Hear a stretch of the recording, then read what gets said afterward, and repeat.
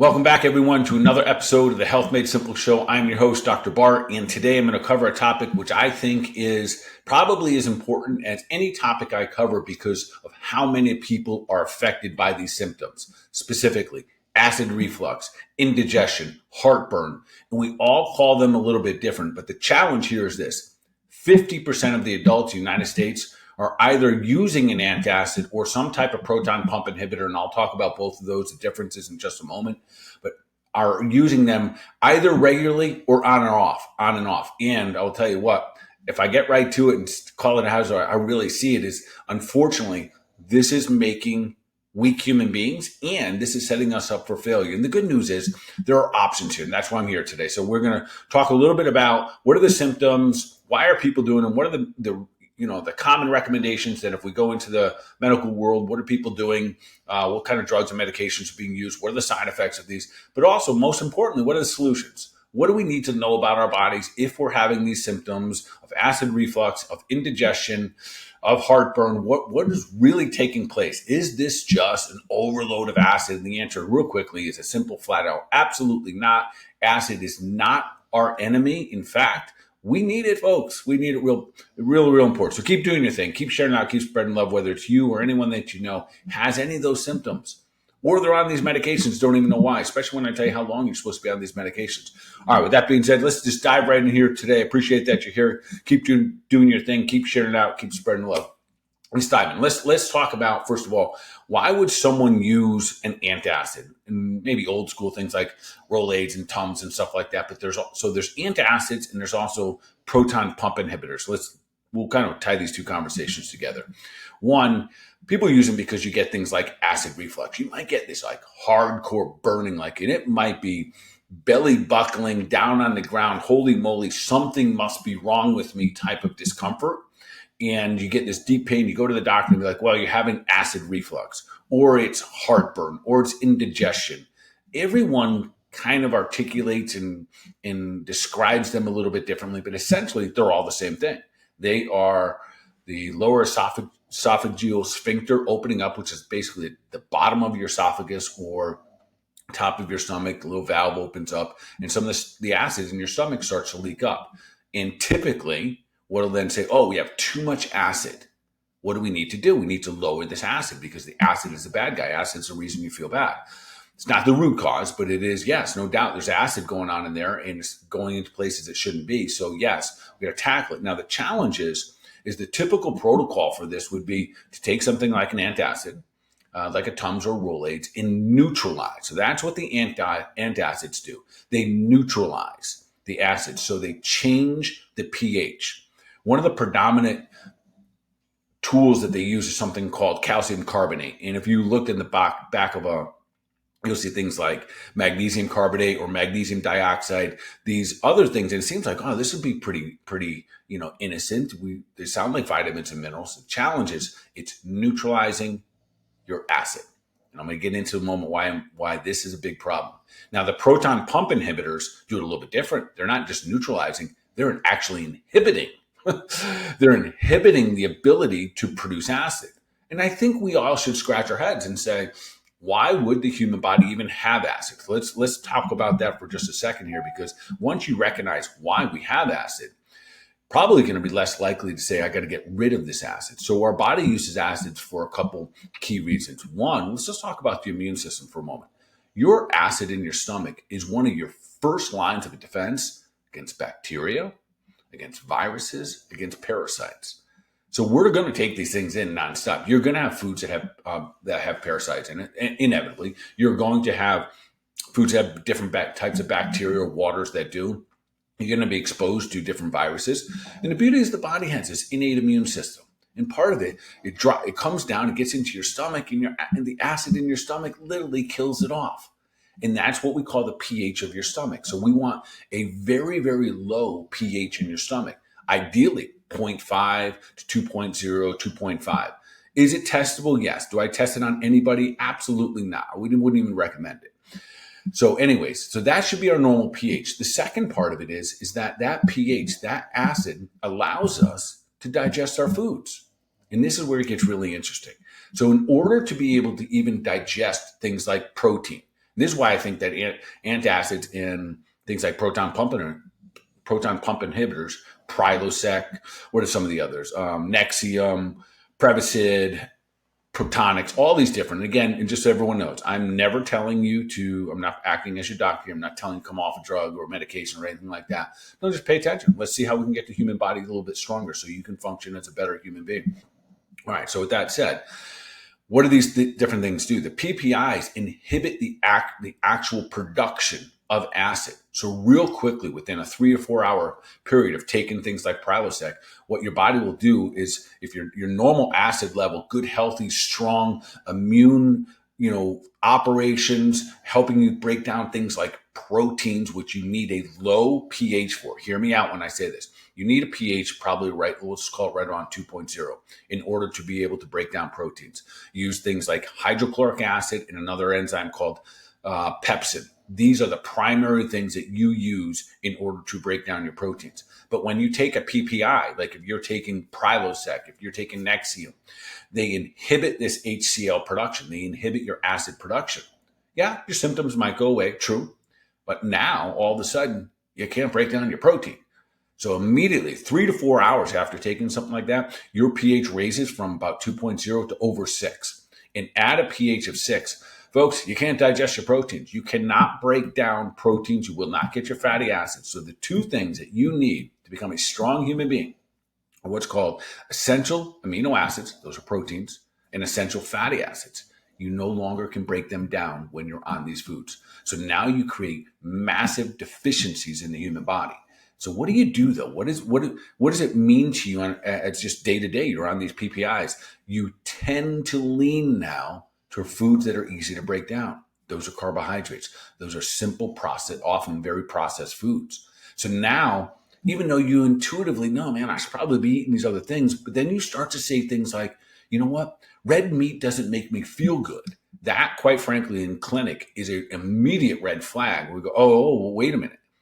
Red meat should be one of the most abundant, resources that you're taking in to build a really strong human being, to get your muscles built up, to, bring back the good fats and supply your brain and all your tissues with all these good fatty acids. But if all of a sudden you're leaning away from these foods, it tells me there's dysfunction in your digestive system. And you might actually be causing it because you're on these meds. All right. So that's my little soapbox about those. So what happens is when we take the antacids or we take the PPIs, one neutralizes, one inhibits. Either one are going to inhibit your ability to break down your food, period. That's it. And now you can't break down proteins good. You might be saying, well, Doc, I seem fine with them. And because you move them along, but now they create other issues. They then get into the gut. And now we have bloating, or maybe you have constipation. These are very common symptoms. It goes a little deeper than that. So not only are you going to not be able to, break down fundamentals like essential amino acids and proteins, now we're also going to inhibit nutrients, very, very specific and critically important vitamins. For example, iron. If you have a higher pH, you're taking an antacid, proton pump inhibitor, things like iron and magnesium and calcium and zinc. So are these important things? You better believe they are. Gentlemen, for us, if you're on an antacid or proton pump inhibitor, you're going to have a more and more difficult time to absorb zinc if you're even getting in a great source is things like red meat. Now you can't break that down. Now just even from your vegetables, you're not going to be able to absorb your zinc. You know what we need zinc for? Zinc is the primary nutrient for our prostate. That is one of the biggest things that we must have when it comes to longevity in terms of prostate health. Ladies, do you think you need iron? Absolutely. I see probably 50% of cycling women are borderline anemic because they don't have the proper utilization of iron. And it's not necessarily the solution isn't going out and taking a bunch of iron pills. Oftentimes it's becoming a good digester of animal proteins and making sure you're getting plenty of animal proteins into your body.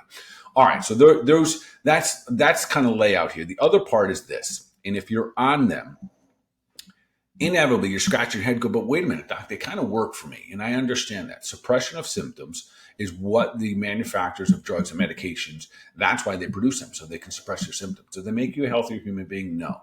And I understand you want to feel comfortable, so I'll tell you, there's going to be some other ways that I'm going to present some solutions in just a moment. The other thing I think it's very important that we understand is that too often in clinic, when I see someone that's on something like a Prilosec or Prevacid or some of those different types of, there's all different types of names for them.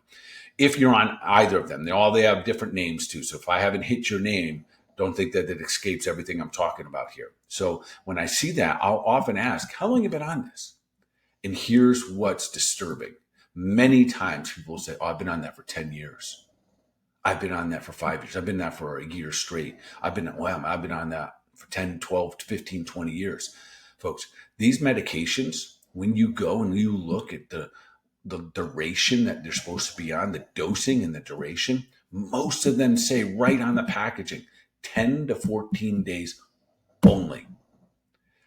Overuse, if you dive a little deeper into the literature, says if you're using them beyond 4 to 8 weeks, is considered overutilization, means bad things are about to happen. You're going to inhibit human function.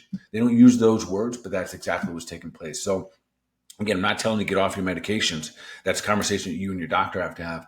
And then also, as any time, when I'm having these podcasts, we step back and we go, what are some of the root causes? And that needs to be the mindset. If you're having acid reflux, if you're having indigestion, if you're having different heartburns, what's the root cause? Is it because your body all of a sudden starts to produce too much acid? The answer is no. So one of the things that happens is acid does build up in the stomach, and your little sphincter right above at the top of the stomach, it starts to open up and leak into the throat and the esophagus, and you start to experience those different symptoms. One of the simple, most common causes for that is vagal nerve inhibition. So there's a nerve that runs from the base of your skull down into the mid-thoracic, let's just say the bottom of your rib cage. And that affects a lot of things like breathing. It's very impacted by stress. So we've heard of the different parts of our nervous system, things called your sympathetic nervous system and your autonomic nervous system, your parasympathetic nervous system. They're both part of your autonomic nervous system. When you are in fight or flight, these are the things that can overwhelm your vagal nerve. And I'm going to go into a little bit of detail here but we don't digest food when we're in fight or flight or sympathetic dominance. I'm not in fight or flight when I eat. Well, you're kind of acting as often we do. We might be eating in front of our computer where our mind's on one thing and not necessarily listen to the way our body is trying to absorb and digest our food. You might be on the phone. You might be with one of your best friends at lunch and you are just chit-chatting back and forth. And there's a lot of energy being exerted and not necessarily the focus of what's taking place with your body. So your parasympathetic nervous system is what prepares us for rest and digest. So oftentimes our acids, our indigestion, our heartburn is a constant violation of the state of being that we're in as we're consuming food. And if we are not in the proper state of being, then all of a sudden it gets a little wonky in our stomach, and that little lower esophageal sphincter starts to open up more. Our food sticks around in our stomach for longer periods of time because we don't have good hydrochloric acid. We don't have good digestive enzymes, things like pepsin. We don't have intrinsic factor there. We don't have the tools that we need to break things down. So it sticks around longer and then it starts to leak upward. All right, so let's talk about solutions here, a little bit more on that anatomy. It's not uncommon that clinically we find that people who are either on antacids, they're on proton pump inhibitors, or are always eating under a state of stress. They have low B12 levels, which then equate to things like anemias, but also low production of ATP, which is energy for the human body. So if you don't have good sources of B12 coming into your body, and then secondarily, you don't have the ability to break them down, you're going to have an energy issue. And then, unfortunately, we start to look for food for energy, snacks and crackers and muffins and and pizza and whatnot. We start to think of sodas and Red Bulls and Monster drinks. We start to incorporate these different sources of energy from the outside in. And unfortunately, that is not where energy is supposed to come from.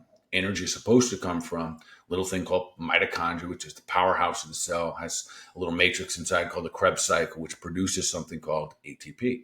But in order for all that to work, we, have to bring in the raw materials, the foods, the nutrients, things like B12. We got to eat some red meat every now and then. We got to get some eggs in our life, maybe little sardines here and there. We have to bring these things in, and then we have to have the tools. We have to have the ability to break these down.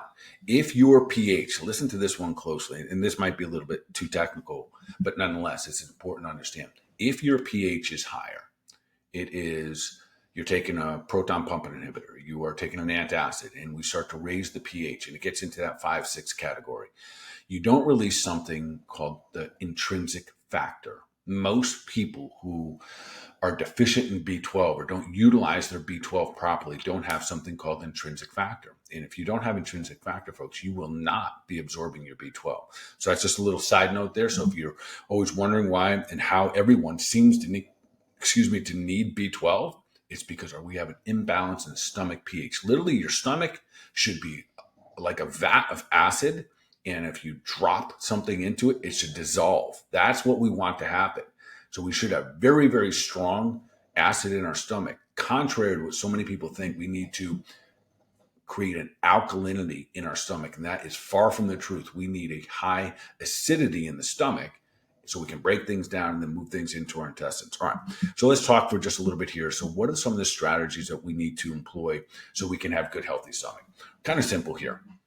One, we got to set the stage. If you have constantly you have some indigestion, you burp a little bit, you have gas, you're bloating, any of these things, at bare minimum, go see your chiropractor, get adjusted.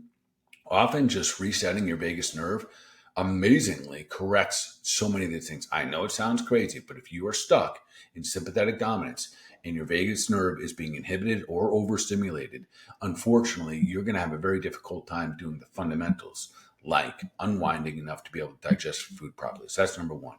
Let's always set the stage. There are fundamentals that we can do every day that are really simple. They're inexpensive. Essentially, they're free, but they need to be mindful. The first thing I'm going to recommend is before you eat anything, just slow down. At the end of every day, so most of the time when I'm in clinic, I don't eat. But at the end of the day, I'm pretty damn hungry. And I'm fortunate where at the end of the day, my team goes next door to our little organic cafe and gets me what I call a double egg and cheese. And that's all it is. There's no bread and nothing like that. Just a double egg and cheese sandwich, but it's really just egg and cheese. And in the event that I come right off of seeing patients all day long, 8 hours for whatever it's going to be, and I just gobble down that thing because I'm super hungry, it sits in my stomach like a brick and it literally makes a little bit of indigestion.